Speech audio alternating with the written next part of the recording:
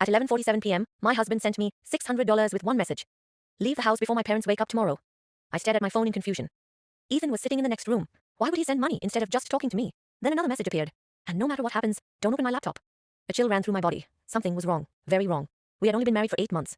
Ethan was calm, caring, almost too perfect. But lately he'd changed. Late night phone calls, locked doors. Nervous reactions whenever I touched his laptop. Every time I asked questions, he'd smile and say, work stress. That night I quietly walked into the living room. Ethan had fallen asleep on the couch. His laptop sat on the coffee table beside him. My eyes stayed fixed on it.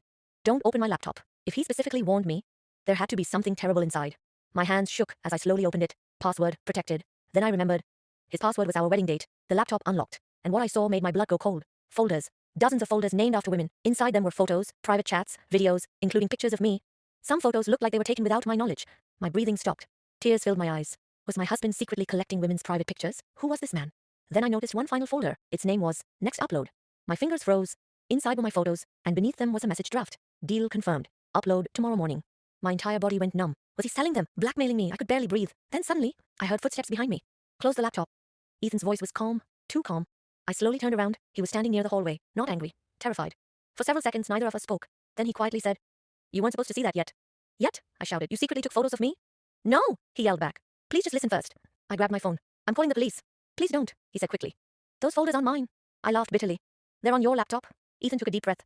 "They belong to my cousin Mason." I stopped speaking. 3 months ago, I found out he was running an illegal online ring, Ethan explained. He repairs computers at our family shop. He used my old laptop to hide everything. I stared at him silently. "I've been collecting evidence for the FBI," he continued. "That upload folder was fake. I made it to trap him tomorrow." "Then why hide this from me?"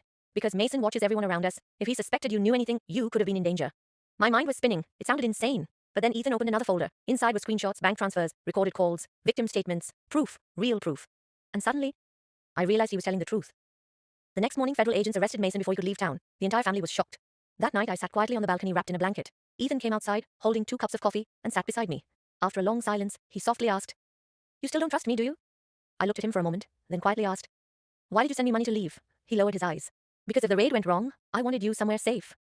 "And why tell me not to open the laptop?" A weak smile crossed his face. "Because I knew the second I said that, you'd open it immediately." For the first time in 2 days, I laughed, then cried, and finally rested my head against his shoulder while the sun slowly